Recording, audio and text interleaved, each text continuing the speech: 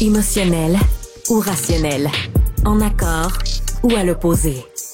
Les rencontres de l'heure. Nous sommes avec Emmanuel Latraverse et Nick Payne. Emmanuel, donc le Bloc québécois qui va littéralement sauver les fesses du gouvernement Trudeau. Et là, Legault, ça le met dans tout. Que le Bloc ne sauve pas finalement le gouvernement Trudeau. Qu'est-ce que tu penses de tout cet imbroglio-là? C'en est étourdissant, tu sais, c'est comme, on vit là, dans un monde surréel, là. Tu sais, si on repasse ce qui s'est passé en 24 heures, là, le chef conservateur pose une question à Justin Trudeau sur l'appui du Bloc, qui pose une question à Justin Trudeau sur le NPD, qui pose une question à lui, Justin Trudeau, sur Pierre Poilievre, pour attaquer. Écoute, c'est, à un moment donné, là, c'est comme on est dans un chassé croisé, là, c'est comme si le presto était sur le point de sauter. Je pense qu'un vote de confiance, peu importe l'issue, là, ouh, ça va faire du bien, tout le monde va prendre son gaz égal. Mais la cerise sur le sundae, c'est quand même M. Legault, ce matin, qui prend un peu tout le monde par surprise en disant « Moi, j'interpelle Paul Saint-Pierre Plamondon, qui force la main du Bloc québécois pour défaire le gouvernement Trudeau parce que M. Trudeau fait rien sur l'immigration. » Je vais t'avouer, je comprends mort de se faire accuser par Paul Saint-Pierre Plamondon de son ineptie, son absence de pouvoir, l'échec de sa stratégie, nomme-le en matière d'immigration. Et donc, il a dit, je vais prendre le singe de l'immigration, puis je vais aller le mettre sur le dos de Paul Saint-Pierre Plamondon, puis là, il se démerdera avec, puis il n'y a pas de grand amour entre M. Legault puis Blanchette. Puis tant qu'à y être, je vais donner une taloche à Blanchette qui a pas géré ses affaires comme je l'entends.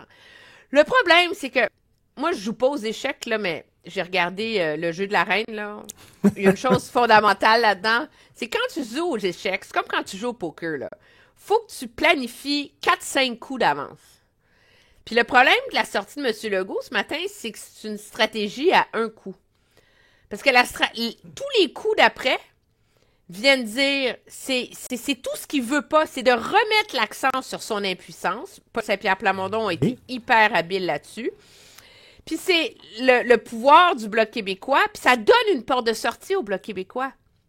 Parce que là, le Bloc québécois, au lieu de se dépêtrer à avoir à expliquer pourquoi il sauve le gouvernement Legault, puis pourquoi un parti souverainiste c'est la caution morale d'un gouvernement centralisateur comme M. Legault, puis pourquoi il veut monnayer les pensions plutôt que de monnayer un enjeu identitaire qui fait consensus comme l'immigration, François Blanchet, il était mort de rire en point de presse aujourd'hui. Écoutez, là, il dit, moi, je suis mon parti politique, je fais ma stratégie, je fais mes affaires, puis je vais défaire le gouvernement quand ça va me tenter. Merci, bonsoir.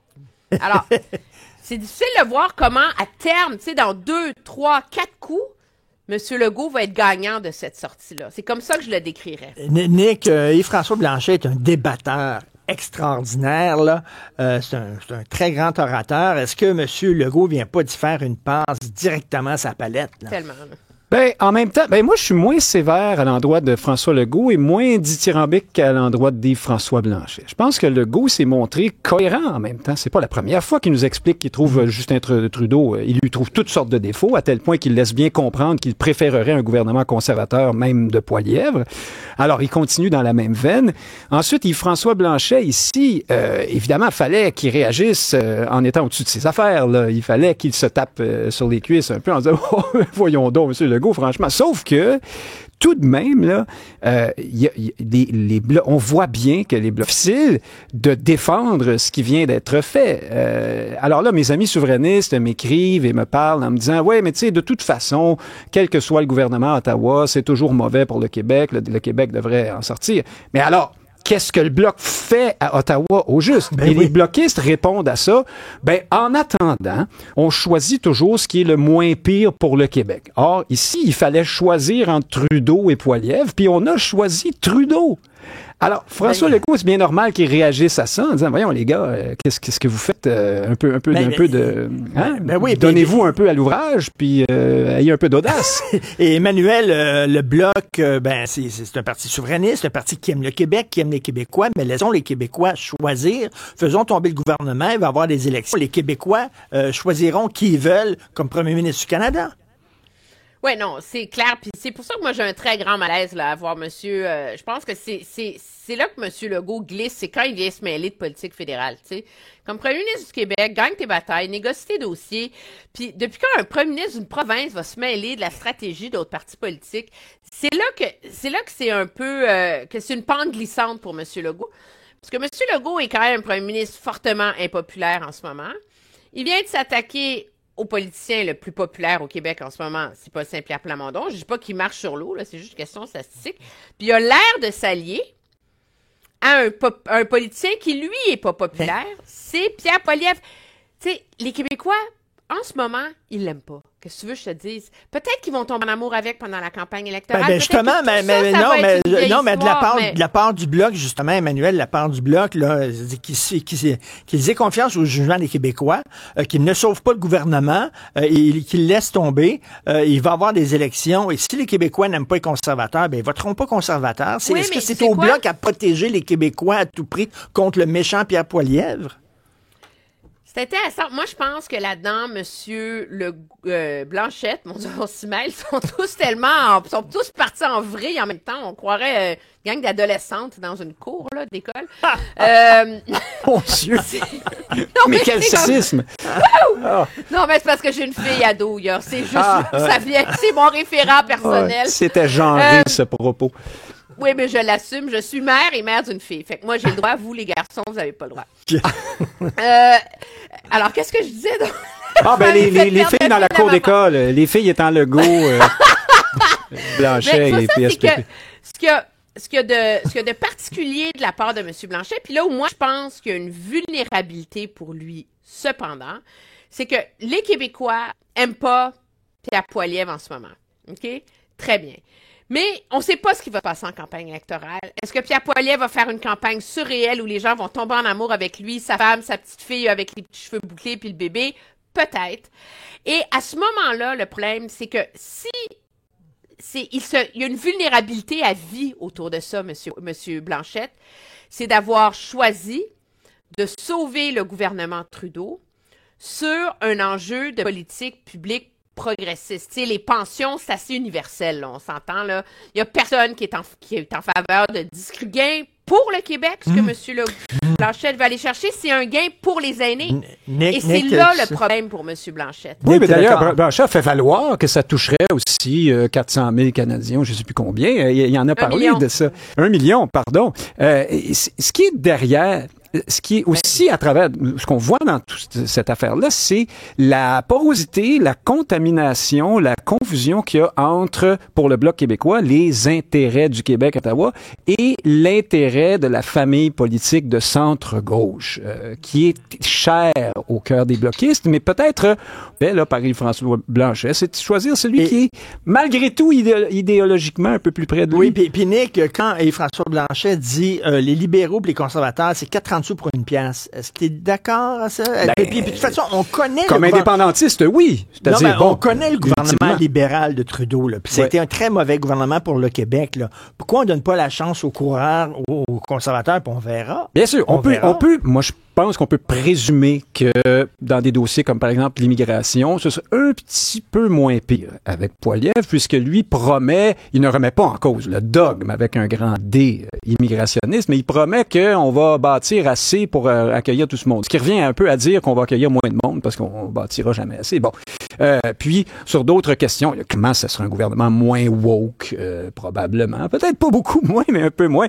C'est difficile à soutenir, là. C'est très contestable, c'est très discutable de dire, à l'heure actuelle, c'est mieux Trudeau que Poilievre pour les Québécois. Oui. C'est ce qu'a dit en l'essence François Exactement. On parle de Pablo Rodriguez qui va briguer donc la chefferie du Parti libéral du Québec, mais qui veut demeurer député indépendant, Emmanuel, parce qu'il dit, je ne veux pas faire payer les contribuables pour une élection partielle, inutile. Qu'est-ce que tu en penses? Je vais t'avouer, j'étais parmi les grandes sceptiques de la candidature de M. Rodriguez, qui doit traîner le bilan de M. Trudeau, et de cette idée de rester à Ottawa quand on connaît tout le débat autour du fait qu'il a bien présenté sa candidature. Il s'est pas désolidarisé du gouvernement Trudeau. Il a plutôt, comme il est pris avec ce bilan-là, il a mis de l'avant ce que lui a gagné au sein de ce bilan-là. L'argent pour les garderies sans condition, toutes les réformes en culture, etc. Donc, il a mis de l'avant comment son nationalisme, parce qu'il faut le reconnaître, il fait partie de l'aile nationaliste du Parti libéral du Canada, permis... Ben non, mais je savais que tu allais dire ça. Mais c'est vrai! Ben oui! À côté de 0,1, ça a l'air de quelque chose, effectivement. Oh, t'es méchant, t'es sévère, là. Ben, à peine. Mais alors, il a réussi à montrer qu'en étant un fédéraliste plus nationaliste, il y avait eu des gains pour le Québec au sein de ce gouvernement-là. De dire donc, je ne me désolidarise pas de ce que moi, de ce qu'on a fait, mais en même temps, je veux maintenant voler de mes propres ailes et vous présenter ma propre vision. Et là, on verra si cette vision-là est crédible ou pas. Là. Il l'a pas fait. Aujourd'hui, en vérité, c'était pas le lancement de sa campagne, c'était son au revoir de la scène fédérale. Mais ce qu'il peut dire, là, vraiment, Pablo Rodriguez, oui, mais c'est pas moi qui ai pris ces décisions-là, c'est Justin Trudeau. C'était pas un député d'arrière-ban, c'est son lieutenant au Québec. Non, mais c'est vrai qu'il a assez bien négocié cette affaire-là en disant, ben moi, j'étais solidaire, j'étais un joueur loyal, hein, c'est normal d'être loyal dans un gouvernement. Bon, puis les questions l'ont pas trop non plus pressé là-dessus. Il a tout de même un peu, il a quand même dit que s'il était à l'Assemblée nationale, s'il avait été là hier ou avant-hier, il aurait voté lui aussi en faveur de la démission, du renvoi de Mme El-Gouabi, par exemple. Mais ce